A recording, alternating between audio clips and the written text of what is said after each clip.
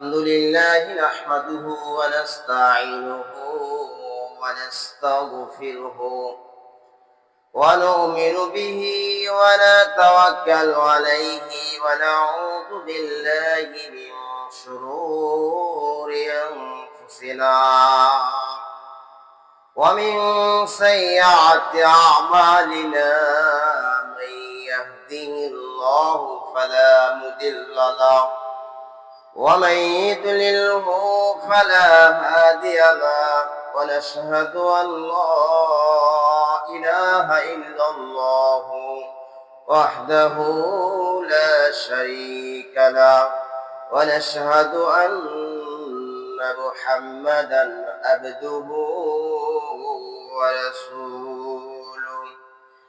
الذي أرسله بالحق بشيرا ونذيرا وداعيا إلى الله بإذنه وسراجا وقمرا منيرا فقد قال الله تبارك وتعالى في كلامه المجيد والقرآن الحميد أعوذ بالله من الشيطان الرجيم بسم الله الرحمن الرحيم ليس البر أن تولوا وجوهكم قبل المشرق والمغرب ولكن البر من آمن بالله واليوم الآخر والملائكة والكتاب والنبيين وآتى المال القربى واليتامى والمساكين وابن السبيل والسائلين وفي الرقاب وأقام الصلاة وآتى الزكاة والموفون بأهديهم إذا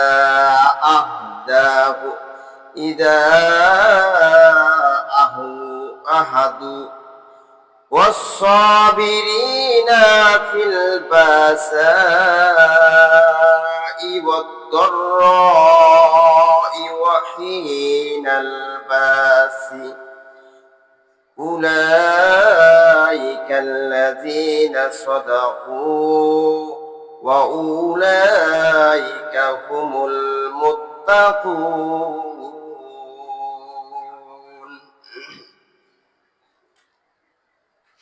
وقال رسول الله صلى الله عليه وسلم بني الإسلام على 5 شهادة أن لا إله إلا الله وأن محمد رسول الله وإقام الصلاة وإيتاء الزكاة والحج وصوم رمضان رواه البخاري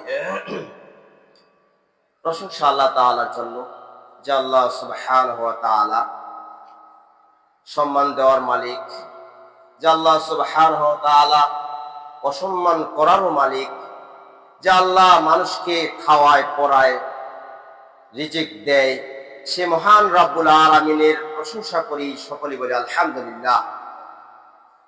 দরুদ ও শান্তির ধারা বর্ষিত হোক রাসূলের প্রতি, সকলে বলি সাল্লাল্লাহু আলাইহি ওয়াসাল্লাম। সম্মানিত উপস্থিতি, আমি আপনাদের সামনে কোরআনুল কারীমের সূরা বাকারার 177 নম্বর আয়াত পাঠ করেছি, তার সাথে একটি বুখারী শরীফের হাদিস পাঠ করেছি। আল্লাহ রাব্বুল আলামিন যদি তৌফিক দান করেন, উক্ত কোরআনের আয়াত ও হাদিসের উপর কিছু কথা বলে বক্তব্য শেষ করব ইনশাআল্লাহ। সম্মানিত উপস্থিতি, আজকে আমার আলোচনার বিষয় হচ্ছে আরকানুল ঈমান ও তাওহীদ। আজকে মুহররম মাসের 8 তারিখ। আজকে মুহররম গত সপ্তাহে 1 তারিখ ছিল। তো আজকে একটা বিষয় আমাদের অতি জানা জরুরি, সেটা হচ্ছে আজকে 8 তারিখ, মানে কালকে একটা আমাদের সিয়াম পালন করতে হবে, তার পরের দিন একটা সিয়াম পালন করতে হবে।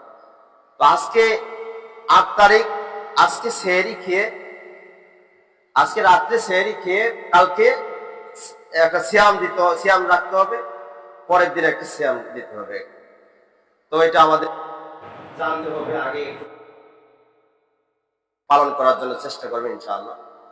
সম্মানিত উপস্থিতি, আল্লাহ রাব্বুল আলামিন এই কোরআনুল কারীমে কি বলেছেন একটু আমি বোঝানোর জন্য চেষ্টা করব ইনশাআল্লাহ। এই আয়াতটি এসেছে সূরা বাকারার 177 নম্বর আয়াতটি এসেছে আহলে কিতাবদের উদ্দেশ্য করে। আহলে কিতাব কারা? যারা ইহুদি নাসারা, ইহুদি খ্রিস্টান, তাদের জন্য এই আয়াতটি এসেছে। শুধু তাদের জন্য নয়, আমাদের মুসলমানদের জন্যও এসেছে। সম্মানিত উপস্থিতি, এই আয়াতটা এসেছে যে আহলে কিতাবেরা, ইহুদি খ্রিস্টানেরা, ইহুদিরা পূর্ব দিকে মুখ করে ইবাদত করে, আর খ্রিস্টান গুলো পশ্চিম দিকে মুখ করে ইবাদত করে। তো আমরা মুসলমানেরা যারা আমরা পূর্ব দিকে আছি, পূর্ব দিক থেকে আমরা পশ্চিম দিকে ইবাদত করি, কিবলা আমাদের পশ্চিম দিকে। আর যারা পশ্চিমা দেশে রয়েছে, ওই দেশের মানুষেরা পূর্ব দিকে মুখ করে ইবাদত করে। কাবা শরীফে যদি একটু ভিডিওটা দেখেন তাহলে আপনারা বুঝতে পারবেন যে আসলে আমরা কে কোন দিকে ইবাদত করি। তো সেখানে গিয়ে একটা নাভি যাকে বলা হয়, পৃথিবীর একটা মেইন কেন্দ্র কাবা শরীফ। এই কাবা শরীফে যে ইয়েটা আছে, চত্বরটা আছে, এটাতে চতুর্দিকে ইবাদত করা হচ্ছে। মানে যে যে পাশে আছে সে সেই পাশে শুধু ওইটাকে উদ্দেশ্য করে আমরা ইবাদত করতেছি। যারা বাইরে অন্য দেশ থেকে যারা দক্ষিণ দিকে আসতেছে, ওরা দক্ষিণ দিক থেকে উত্তর দিকে মুখ করে সালাত আদায় করে, আর যারা উত্তর দিক থেকে আসতেছে তারা দক্ষিণ দিকে মুখ করে সালাত আদায় করে। তো এখানে সালাত আদায় করে আমাদের কি লাভ হবে? আল্লাহ তাআলা বলতেছেন যে তোমরা যে পূর্ব এবং পশ্চিমে লক্ষ্য করে, উদ্দেশ্য করে সালাত আদায় করো বা ইবাদত করো, এটা তোমাদের কতটুকু লাভ হয় আর কতটুকু লস হয়, এটা সম্পর্কে আল্লাহ তাআলা জানিয়ে দিচ্ছেন। ইবাদত করা দোষের কোনো নয়।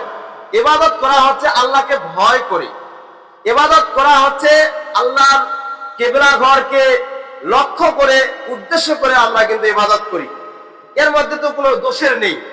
কিন্তু আল্লাহ তাআলা বলতেছেন যে লাইসাল বিররা আন তুআল্লু জুহাকুম কিবালাল মাশরিকি ওয়াল মাগরিবি, তোমাদের কল্যাণ কোনোতেই নাই, তোমাদের পূর্ব এবং পশ্চিমে মুখ করে কোনো কল্যাণ নাই। পূর্ব এবং পশ্চিমে মানুষ সিজদা করে কোনো কল্যাণ পাওয়া যাবে না, উপকার পাওয়া যাবে না, কোনো উন্নতি হবে না, কোনো লাভ হবে না, পাপ থেকে মোচনও হবে না। আল্লাহ তাআলা বলতেছেন যে তোমরা পূর্ব এবং পশ্চিমের দিকে তাকিয়ে যে ইবাদত বন্দেগী করে, এটাতে কোনো লাভ হবে না। এখন প্রশ্ন জাগে যে আমাদের কোনো লাভ হবে না, এটা কেমন কথা? লাভ তো অবশ্যই হবে, কিন্তু আল্লাহ তাআলা প্রথমে আয়াতটাতে বলে দিচ্ছেন যে পূর্ব এবং পশ্চিম মুখ করে, চেহারাটাকে ঝুঁকে, কপালটাকে ঝুঁকে, হাঁটু গেড়ে দিয়ে আপনারা ইবাদত বন্দেগী করতেছেন। এই ইবাদত তোমাদের কাজে আসবে না, উপকার আসবে না, কোনো ফায়দা আসবে না, পরকালে কোনো কিছু লাভও হবে না, আল্লাহ তাআলা বলে দিচ্ছেন।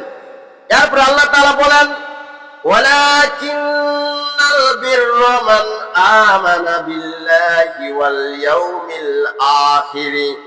আল্লাহ তাআলা বলছেন যে তবে কাজ হবে, ইবাদত করে লাভও হবে, কল্যাণও হবে, আবার জান্নাতও পাওয়া যাবে, জাহান্নাম থেকে মুক্ত থাকা যাবে। তবে কাজগুলো কি করতে হবে? আল্লাহ তাআলা বলতেছেন কাজগুলো করতে হবে। মান আমানা বিল্লাহি, আল্লাহর প্রতি ঈমান আনতে হবে, আল্লাহকে ভয় করে ইবাদত বন্দেগী করতে হবে।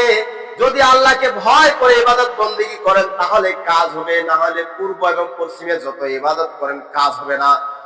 আল্লাহ তাআলা বলতেছেন যে পূর্ব এবং পশ্চিমে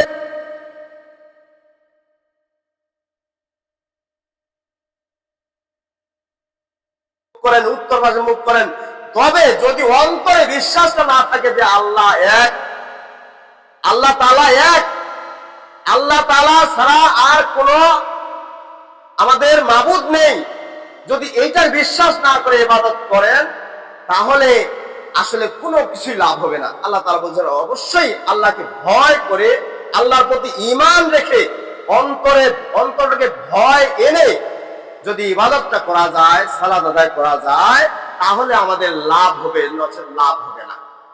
সম্মানিত উপস্থিতি, তাহলে এখান থেকে বোঝা গেল যে আমাদেরকে অবশ্যই আল্লাহর প্রতি ঈমান আনতে হবে, আল্লাহকে ভয় করে কাজ করতে হবে। আল্লাহর ভয় যদি অন্তরের মধ্যে না থাকে, যত ইবাদত করেন কোনো কাজ হবে না। ওয়াল ইয়াউমিল আখিরে, এরপরে আল্লাহ তাআলা বলছেন যে লাভ হবে আরেকটা কাজ করলে, শুধু ঈমান আনবেন আর কোনো করবেন না, ইবাদত বন্দী করতেছেন পশ্চিম দিকে মুখ করে, আর কোনো কিছু করবেন না, ঈমান আনতে হবে। ঈমানটাও এনেছেন, তবে ওয়াল ইয়াউমিল আখিরে, পরকাল নামক একটা জগৎ আছে, সেটাকেও যদি ভয় না করেন, সেটার প্রতি ঈমান যদি না আনেন, তাহলে তার কোনো লাভ হবে না। পশ্চিম দিকে মুখ করে, পূর্ব দিকে মুখ করে কোনো লাভ হবে না। ওয়াল মালাইকাতি, এরপর আল্লাহ তাআলা বলছেন যে ঈমান এনেছেন, পরকালকেও ভয় করেছেন, পরকালের প্রতি বিশ্বাসও করেছেন। ওয়াল মালাইকাতি, আল্লাহ তাআলার কতগুলো ফেরেশতা আছে, ফেরেশতাগুলোর প্রতি যদি ঈমান না আনেন তাহলে কোনো লাভ হবে না। ফেরেশতাগুলোর প্রতি ঈমান আনতে হবে যে ফেরেশতা আমাদের সাথেই আছেন, ফেরেশতা আমাদের সবকিছু লেখালেখি করতেছেন, আমি কি করছি, এখন কি করব, পরে কি করব, সবগুলোই আল্লাহ তাআলার পক্ষ থেকে যে সংরক্ষণকারী রয়েছে, লেখক রয়েছে, সেগুলো লিখতেছেন। এই ফেরেশতাগুলোকে যদি আমরা মনে প্রাণে বিশ্বাস না আনতে পারি, তাহলে আমাদের কাজ হবে না, যত ইবাদত করি।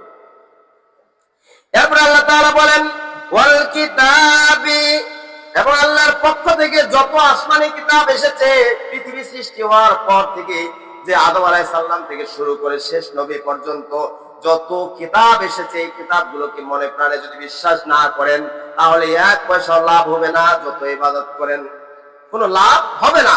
কিতাবের প্রতি ঈমান আনতে হবে। যেমন আদম আলাইহিস সালামের প্রতি সহিফা কিতাব এসেছে, তারপরে ইব্রাহিম আলাইহিস সালামের প্রতি সহিফা কিতাবগুলো এসেছে। এই ছোট ছোট কিতাবগুলো যে এসেছে, এর প্রতি আমাদের অবশ্যই, এগুলো যে কিতাব এসেছে, বড় বড় প্রসিদ্ধ কিতাবগুলো এসেছে, এগুলোর প্রতি ঈমান আনতে হবে। শুধু ওই কোরআনটা নিয়ে চিন্তা করবেন, কোরআনটার প্রতি ঈমান এনেছেন, তাই আপনি মুসলমান হয়ে গেছেন, কিন্তু মনে মনে ভাবতেছেন যে পূর্বে যেগুলা কিতাব এসেছে এগুলাকে আমি বিশ্বাস করি না, এগুলো মানি না, এগুলো আল্লাহর পক্ষ থেকে কিতাব নয়। যদি আপনি এই কথা মনে করেন, তাহলে আপনি যত ইবাদত করেন কোনো কাজ হবে না।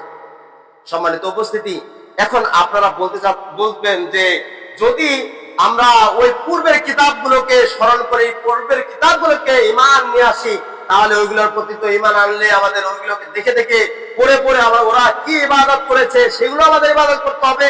তবে না, তারা সেই কিতাবগুলো রহিত হয়ে গেছে। সেই কিতাবগুলো ওই যে নবীর পক্ষ থেকে, আল্লাহর পক্ষ থেকে যে নবীর উপর যে কিতাবটা এসেছে, ওই নবী যতদিন ছিল ওই নবীর কিতাবটা শুধু ওর উম্মত গুলাই বাস্তবায়ন করেছে। কিন্তু যেমন ইনজিল ঈসা আলাইহিস সালাম, জাবুর দাউদ আলাইহিস সালামের উপর, দাউদ আলাইহিস সালামের যে উম্মত ছিল, এই উম্মত গুলো দাউদ আলাইহিস সালামের যে জাবুর কিতাব আছে সেটা শুধু তারাই অনুসরণ করেছে। কিন্তু এখন যদি বলেন যে আমরা কোরআনের প্রতি ঈমান এনেছি, শেষ নবী আমাদের মুহাম্মদ সাল্লাল্লাহু আলাইহি সাল্লাম, মুহাম্মদ সাল্লাল্লাহু আলাইহি সাল্লামের উপর কোরআন অবতীর্ণ হয়েছে, এই কোরআনটাকে আমরা বিশ্বাস করব, কোরআনে যা কিছু আছে তা মেনে নেব। পূর্বে যেগুলো এসেছে সেই কিতাবগুলো আমরা কিভাবে মানব? কারণ তো ওই নবীর আমলে আমরা ছিলাম না।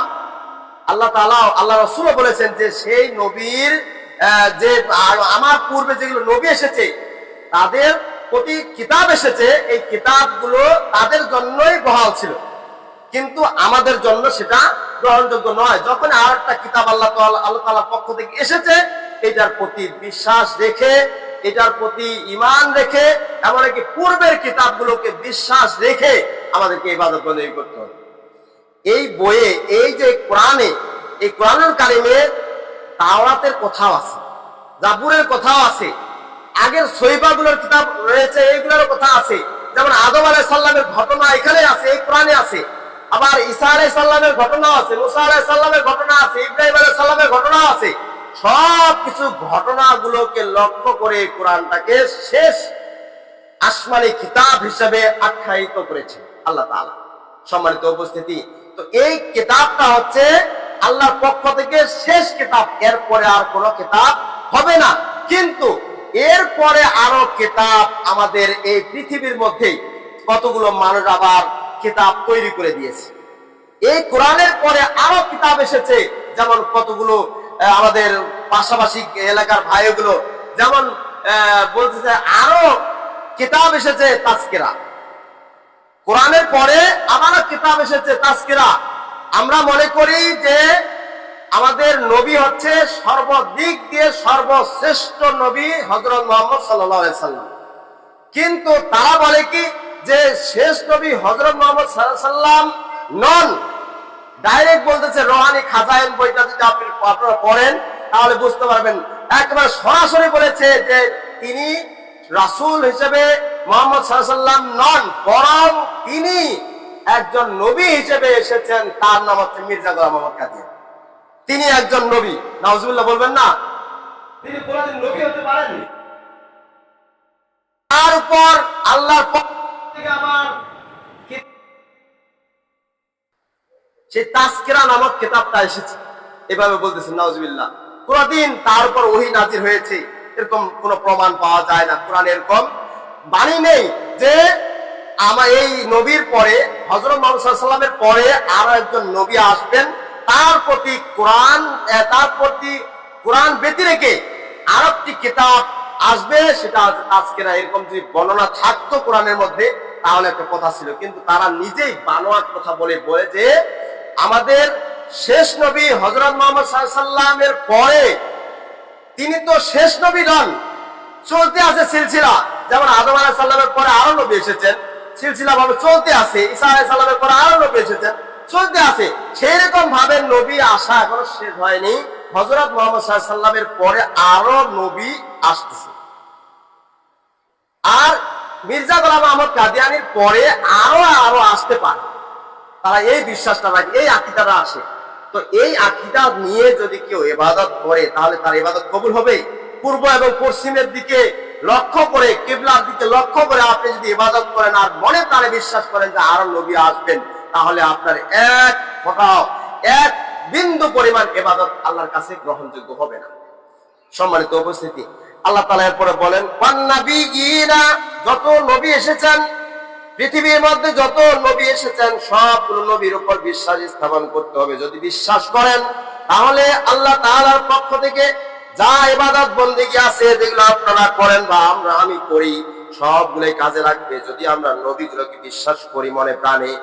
ওয়াতাল মাল আলা হুব্বিহি, আর ওই ব্যক্তির ইবাদত কাজে লাগবে, ওই ব্যক্তির ইবাদত কাজ হবে যারা আল্লাহকে রাজি খুশি করার জন্য, আল্লাহকে ভালোবেসে কিছু মাল সম্পদ আল্লাহর পথে ব্যয় করে, ওই ব্যয় করা ব্যক্তির ইবাদত বন্দেগী কাজে লাগবে। ওয়াবিল যাওবিল কুরবা, আর ওই ব্যক্তির ইবাদত কাজে লাগবে যে ব্যক্তি নিকট আত্মীয় স্বজনের সাথে সম্পর্ক বজায় রাখে, নিকট আত্মীয়কে দেখে, নিকট আত্মীয়দের সাথে সম্পর্ক ভালো রাখে, ভালো মতো ভালো চোখে দেখে, ওই ব্যক্তির ইবাদত বন্দেগী কাজে লাগবে।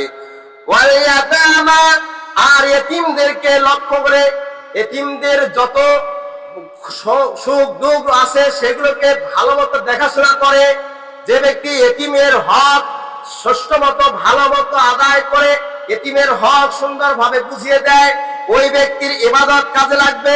যদি এতিমের মাল ভক্ষণ করে, এতিমের মাল ধ্বংস করে, এতিমের মাল নিজেই আত্মসাৎ করে, ওই ব্যক্তি যত ইবাদত করুক ইবাদত কোনো কাজে লাগবে না। আর যদি বলে যে আমি এতিমের মাল, আমার পাশে একজন এতিম রয়েছে, তার অর্থ সম্পদ আছে, এই অর্থ সম্পদ গুলো আমি ঠিক মতো বুঝিয়ে দিব, তবে হ্যাঁ, তবে ঠিক আছে তার অর্থটা, সে এখনো সাবালক নয়, তার বয়স 5 বছর, এই 5 বছরের দলিল দস্তাবেজ কি বুঝবে, এই সময় তাকে বুঝিয়ে দেওয়া যাবে না। তবে আল্লাহ রাসূল বলেছেন তাকে বুঝিয়ে দাও ওই সময় যে সাবালক হয়েছে, সে যখন বুঝতে পারতেছে যে এখনো জ্ঞান সম্পূর্ণ আসে নাই, কিন্তু তার পরবর্তীতে এসেছে, যখন আসবে সে কাগজপত্র বলতে পারবে, তার জমি জমার কথা, বাপের সম্পদের কথা বুঝতে পারবে যে এটা বাপের সম্পদ ছিল, তখনই তাকে বুঝিয়ে দিবেন একবার সুন্দরভাবে যে এই বাবা, ধরো তোমার বাবার সম্পদ আমার কাছে এতদিন গচ্ছিত ছিল, তুমিও আমার কাছে ছিলে, এই যে আজকে তোমাকে তোমার বাবার সম্পদটা তোমার আগে তোমার সাথে হস্তান্তর করলাম, এই যে তুমি সম্পদটা নিয়ে নাও। তাকে দলিল দস্তাবেজ বুঝিয়ে দিতে হবে।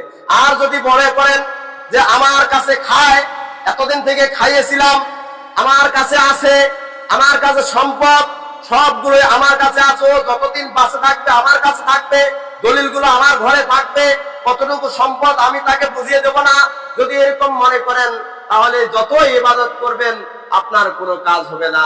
আর একটা এতিমের একটা শব্দ যত বড় ওজন, এই ওজনটা যদি আপনারা বুঝতে পারেন, তাহলে বুঝবেন যে আসলে এটা নেওয়াটা যে কত কষ্টের আর দেওয়াটা যে কত, আপনারা বুঝতে পারবেন। সম্মানিত উপস্থিতি, এটা আসলে আমরা দেখা পাই না চোখে, যে আমরা কতটুকু ভুল করতেছি, ভুলের শাস্তিটা কতটুকু যদি আমরা দেখতে পাইতাম, তাহলে আমরা ভুল করতাম না, কোন সময়ের জন্য পাপের জন্য সামনে যাইতাম না।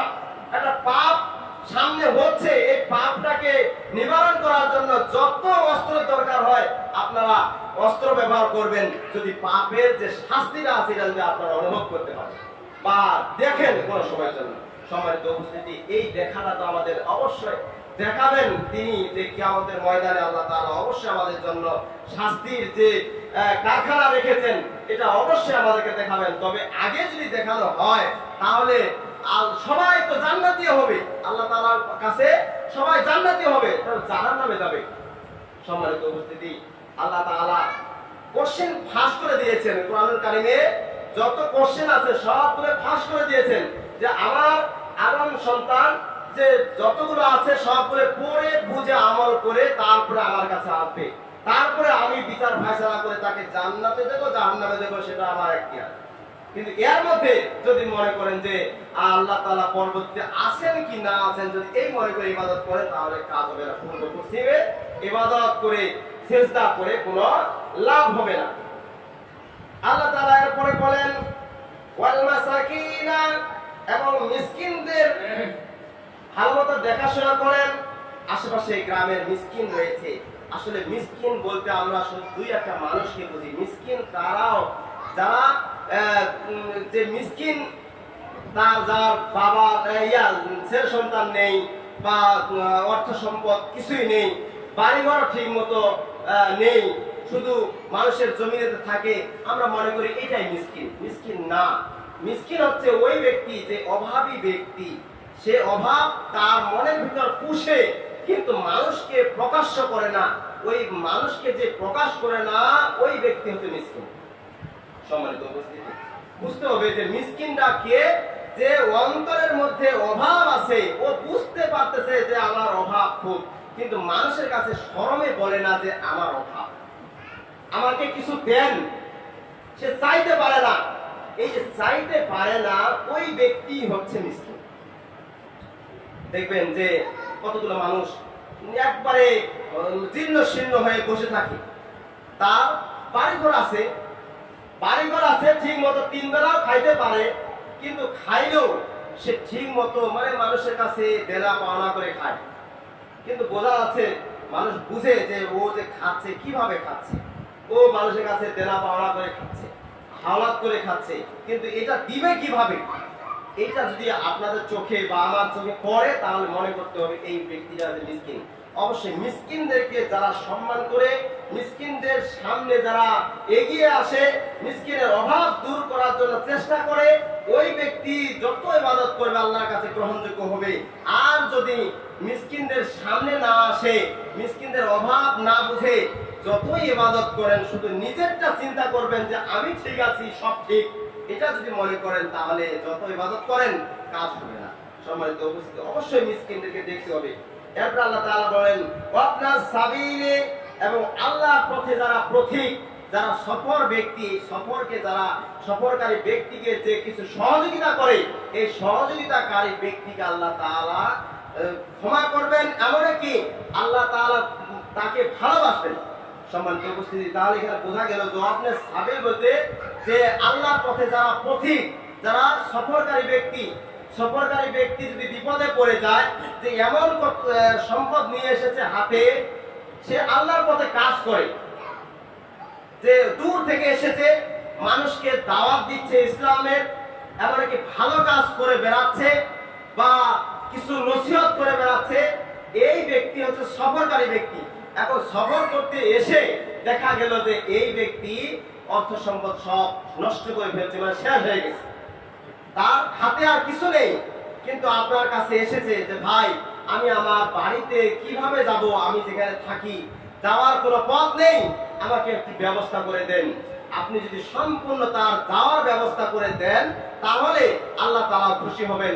আল্লাহ তাআলা খুশি হয়ে, যদি আল্লাহ খুশি হন, তাহলে তার সমস্ত আমলেই আল্লাহর নিকটে গ্রহণযোগ্য হয়ে যাবে। সম্মানিত উপস্থিতি, তাহলে যদি আমরা আমাদের সামনে পথিক পাই বা সফরকারী ব্যক্তি পাই, আসতে পারে আমাদের কাছে, আসলে তাকে জায়গা দিতে হবে, তার খাওয়ার একটু ব্যবস্থা করতে হবে, তার দেখতে হবে যে তার সম্পদ আছে কিনা, হাতে কিছু টাকা পয়সা আছে কিনা, তার গন্তব্য স্থানে পৌঁছতে পারবে কিনা, তাকে গাড়ির ব্যবস্থা হোক, যে কোনো একটা ব্যবস্থা করে দিলে সে যেতে পারবে, এতটুকু তার জন্য করতে হবে। যদি আপনি করেন, তাহলে আপনি এই এর ওসিলায় হয়তো আল্লাহ তাআলা তার আপনার সমস্ত আমলগুলোই তিনি গ্রহণযোগ্য করে হিসেবে গ্রহণ করে নিতে পারেন। আর যদি মনে করেন যে সফর করে আসতেছে, দুই একদিন পর পর একটা করে হুজুর দেখা যায়, দুই একদিন পর পর একটা করে কিসের তালবিন আসে মসজিদে পড়ে থাকে, এটা যদি মনে করেন, তাহলে আল্লাহ একটা নাফরমানি করা হবে। আল্লাহর আয়াতের একটা অংশ আপনি বাতিল করে দিলেন, আর অংশ যদি বাতিল করে দেন, তাহলে আল্লাহর সাথে একটা কুফরি কাজ করে ফেলেন। সম্মানিত উপস্থিতি, আমরা এইদিকে লক্ষ্য রাখবো, সফরকারী ব্যক্তি অসহায় হয়ে পড়লে তাকে একটু সহযোগিতা করার জন্য চেষ্টা করবো ইনশাআল্লাহ। এরপর আল্লাহ তাআলা বলেন ওয়াসাইলিনা, এবং সাইলদেরকে সম্মান করতে হবে। যা সাইল, এখানে সাইল বলতে যারা ভিক্ষুক, আমরা ভিক্ষুক দেখলে একটু দরজাটা বন্ধ করে দেই।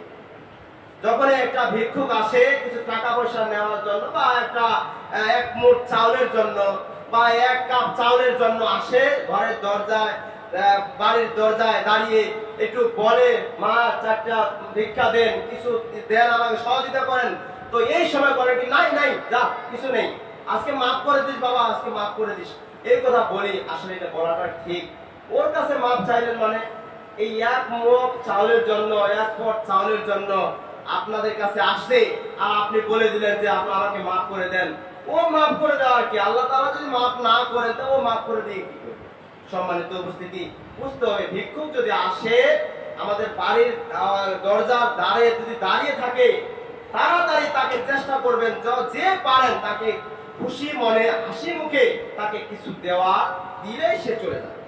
সম্মানিত উপস্থিতি, আর যদি ধমক দিয়ে কথা বলেন যে কয়বার আসে সপ্তাহে, সপ্তাহে কয়দিন আসা লাগে, এক সপ্তাহ, মাসে না হয় 2 দিন আসবেন, এই যে বড় বড় একটা কথা বলা, আল্লাহ তাআলা বলেন ওয়াম্মাসাইলা ফালা তানহার, তোমরা ভিক্ষুকদের সাথে ধমকের সাথে কথা বলো না, তোমরা ভিক্ষুকদের সাথে ধমক দিয়ে কথা বলো না, কারণ তারা যদি একটু অন্তরের মধ্যে কষ্ট পায়, তাহলে মনে করবেন যে এই কষ্টের জন্য আপনি যত ইবাদত করতেছেন সবগুলো বাতিল হয়ে যাবে। একটু কষ্টের জন্য সে কথা বললে, ইস তার কাছে আসলাম, তার সম্পদ আছে, বাড়িঘর আছে, টাকা পয়সা আছে, সুন্দরভাবে চলতেছে, আর আমাকে এক মগ চাল দিবে, এক পট চাল দিবে, তাতে সে যে ধমকটা দিল, এই ধমকটা আল্লাহ তুমি বিচার করো, আল্লাহ তুমি বিচার করো, এই কথাটা বলে চলে যাবে, কিন্তু আল্লাহ কি বিচার করবেন না? অবশ্যই বিচার করবেন। সম্মানিত উপস্থিতি, তাই আমরা চেষ্টা করব, যদি ভিক্ষুক আমাদের দ্বারে আসে, আমাদের বাড়ির সামনে দরজায় দাঁড়িয়ে থাকে, যদি কিছু চায়, তাদেরকে অবশ্যই কিছু দিয়ে হাসি মুখে তাকে বিলিয়ে করে দিতে হবে, যে আমার এতটুকু সম্পদ ছিল, এতটুকু তোমাকে দিয়ে দিলাম, তুমি নিয়ে এখন চলে যাও। সম্মানিত উপস্থিতি, সে অবশ্যই দোয়া করে চলে যাবে। দেখবেন কতগুলো বাড়িতে সে ভিক্ষা করতে যায় না, কতগুলো ভিক্ষুককে যদি বলেন যে ওই বাড়িতে যান না, বলতেছে না না না, ওই বাড়িতে দেয় না। কি কারণে দেয় না? যে ও লোকটা বাইরে হয় না, বাড়ি থেকে বলে নাই নাই নাই, যা চলে যা, কিন্তু আসলে ও হয়ে যায় না যে কোন সময় যে আমার ধমক দেয়।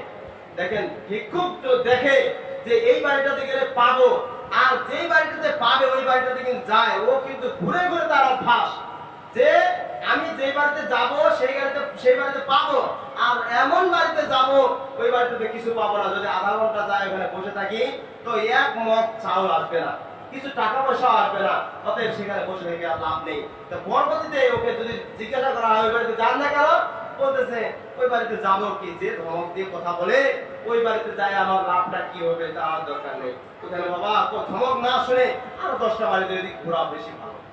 সম্মানিত উপস্থিতি, সে ওই বাড়ির সামনে দিয়ে যায় আর বলে মনে মনে হয়তো এটা বলে যে এই লোকটা ধ্বংস হয় না কেন, এই লোকটা অসুখে পড়ে না কেন। আসলে মনের ভিতরে একটা তার কষ্ট এসে যায়, দুঃখ প্রকাশ করে। সম্মানিত উপস্থিতি, একজন সায়েল ব্যক্তি, একজন ভিক্ষুক ব্যক্তি যদি দুঃখ প্রকাশ করে, আপনারা মনে করতেছেন যে আমি যত ইবাদত করতেছি আমার এটা কাজে লাগবে, কোনো কাজে লাগবে না। আল্লাহ তাআলা তো প্রথম আয়াতের অংশেই বলেছেন লাইসাল বিররা আন তুআল্লু উজুহাকুম কিবালাল মাশরিক ওয়াল মাগরিবি, যে পূর্ব এবং পশ্চিমে যতই আপনারা ঝুঁকে ঝুঁকে ইবাদত করেন না কেন, আপনার কপাল ছাল চামড়া সব উঠিয়ে দেন না কেন, যদি এই কয়েক শ্রেণীর ব্যক্তিকে যদি আপনারা সম্মান না করতে পারেন, কয়েক শ্রেণীর ব্যক্তি এখানে যে আমি উল্লেখ করে দিলাম যে সাইল, তারপরে আল্লাহর পথিক, আল্লাহর পথে যারা পথিক রয়েছে, সফরকারী ব্যক্তি রয়েছে, মিসকিন রয়েছে, ইয়েতিম রয়েছে, আবার নিকট আত্মীয় আছে, এগুলো যদি আপনার কাছে কিছু না পায়, আপনার কাছে সম্মান না পায়, যত ইবাদত করে কোনো কাজে আসবে না। সম্মানিত উপস্থিতি, আমরা চেষ্টা করব যে যারা ভিক্ষুক রয়েছে, যারা আসে আমাদের বাড়ির দ্বারে দরজায়, তাদেরকে যথাসম্ভব যে যতটুকু পারি তাকে দিয়ে তাকে বিদায় করার জন্য চেষ্টা করবো। তাই বলে রাগ করে তাকে দেব না যে ধর এবারে এক পট দিয়ে দিলাম, আরো 2 সপ্তাহ আসিস না, পরে আসিস, এই কথা বলবো না। সে আসতে পারে, তার অভাব আছেই বলে তো সে আসে। সম্মানিত উপস্থিতি, আরো ভিক্ষুককেও চিনতে হবে। কতগুলো ভিক্ষুক আছে বছরে, ভান্ডারি ভিক্ষুক, ঝান্ডাবাহী ভিক্ষুক আসে, ওরা শুধু বছরে একবার আসবে, কিন্তু তার বাড়িতে যা দেখবে যে 2 তলা 3 তলা বিল্ডিং। ওই ভিক্ষুককে আবার চিনতে হবে, দেখতে হবে, বুঝতে হবে এই ভিক্ষুকটা কে। সম্মানিত উপস্থিতি, বুঝতে হবে যে আমরা যে ভিক্ষা দিচ্ছি, দিয়ে আমরা কোন জায়গায় ভিক্ষা দিচ্ছি এটা বুঝতে হবে। ভিক্ষুককে শুধু দিয়ে দিলাম আর চলে গেল না, আপনাকে আবার বুঝতে হবে যে আমি যে ভিক্ষাটা দিলাম এই মানুষটা কোথাকার, এই মানুষটা আমার এলাকা না বাইরের, সে কয়বার করে, প্রতিদিনে আসে কি আসে না, তাকে একটু জিজ্ঞাসা করবেন। আসে, কতগুলো ভিক্ষুক আছে, বছরে একবার আসবে, আসে আপনার বাড়িতে কিছু নিয়ে চলে যাবে। তার বংশ মর্যাদা হচ্ছে ওইটা যে একবার হলে ভিক্ষা করতে হবে। তার বংশ মর্যাদাটা রাখার জন্য সে আল্লাহকে ভয় করে, আল্লাহকে রাজি খুশি করার জন্য কাজ করে না, সে শুধু বংশ মর্যাদাকে টিকিয়ে রাখার জন্য সে ভিক্ষা করে। ওই ব্যক্তিকে দেবেন না, ওই ব্যক্তিকে ভিক্ষা দেওয়া যাবে না। সে বংশ মর্যাদাটা চিন্তা করতেছে। আপনি মরে গেলে পচে গেলেন, আর বংশ নিয়ে এত চিন্তা ধারণা কেন আপনার? একটা মানুষ খেতে পারে না, আপনার 2 তলা বিল্ডিং, আর 2 তলা বিল্ডিং রেখে আপনি আসছেন ভিক্ষা করতে, আপনাকে ভিক্ষা দেওয়া যাবে না। কারণ এই জন্য দেওয়া যাবে না, তোমার সব কিছু আছে, 3 বেলা খাইতে পারো, আমরা কি 10টা মানুষকে খাটাইতে পারো, আর তুমি আসে ভিক্ষা চাচ্ছ, এটা কেমন? সম্মানিত হচ্ছে, যার নেই তাকে দিতে হবে, আর যার আছে কিন্তু সে যদি প্রমাণিত হয় যে এই মানুষটার বাড়ি ঘর আছে, এমনকি আমি নিজেই প্রমাণ যে ওর বাড়িতে এত বড় বড় বিল্ডিং আছে, এত বড় ইয়া আছে, পুকুর আছে, মানে অর্থ সম্পদ সব কিছু আছে, আপনি বুঝতে পারতেছেন, কিন্তু চীনের লোকটা, তারপর আপনি ভিক্ষা দিলেন, আপনি এটা ভুল করলেন। সম্মানিত উপস্থিতি, ও শুধু ওর বাপের বংশতে ছিল, বংশ মর্যাদাকে টিকিয়ে রাখার জন্য, যে আমার বংশটা ফকির বংশ, আমার বংশটা কি ফকির বংশ, ফকির বংশ, আমার পরে আমি এখন ভিক্ষা করব, আমি মারা গেলে আমার ছেলে ভিক্ষা করবে, আমার ছেলে মরে গেলে তারপরে তার ছেলে ভিক্ষা করবে, তার সিলসিলা জারি রাখার জন্য চেষ্টা করে।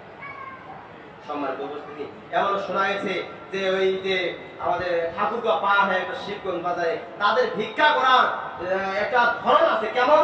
যে আগে আগে একটা মানুষ বলে আসতো, সেটা দিনাজপুর হয়ে, সেটা হচ্ছে ভালো ঝান্ডা ভাই, ও আবার ঘোড়ায় চড়ে আসবে, আসে ভিক্ষা করে চলে যাবে। যেটা চাইবে, যেই মানুষটার কাছে যেটা চাইবে, ওইটা যদি না দেওয়া হয় তাহলে তাকে বদয়া দিয়ে চলে যাবে, পরে বলে সে ভিক্ষা করে, এমন বলে তার সম্পদ কিছুই বলে থাকবে না। এটা সে ঈমান রেখেছে, বিশ্বাস করেছে। কিন্তু ওই ব্যক্তি দোয়া করে চলে গেল আর আপনার সম্পদ থাকবে না, এটা তো হয় না। কারণ আল্লাহ ওই ব্যক্তিরও, যে ব্যক্তি আপনাকে দোয়া করেছে ওই ব্যক্তিরও আল্লাহ এক, আর আমাকে দোয়া করে চলে যাবে আমারও তো আল্লাহ এক। আমি যদি তাকে না দেই, সে এমন দোয়া করলো আর দোয়াটা আল্লাহ তাআলা কবুল করে নিল, এটা কথা হলো না। সম্মানিত উপস্থিতি, এমন ওইখানে শুনছি যে বিষয়টা বয়স্ক মানুষগুলো বলছিল যে এমন ভাবে আসে আমার বাড়িতে, বলছে তোমার একটা খাসি দাও, তাড়াতাড়ি খাসিটা দাও, খাসিটা নিয়ে উঠে চলে গেল। কিছুই বলার নেই, দিতেই হবে। কারণ না দিয়ে বলে বাবা বলে আসে, দোয়া করে চলে যাবে। দোয়া করলে একবারে যদি ধ্বংস হওয়ার দোয়া করে তাহলে ধ্বংস।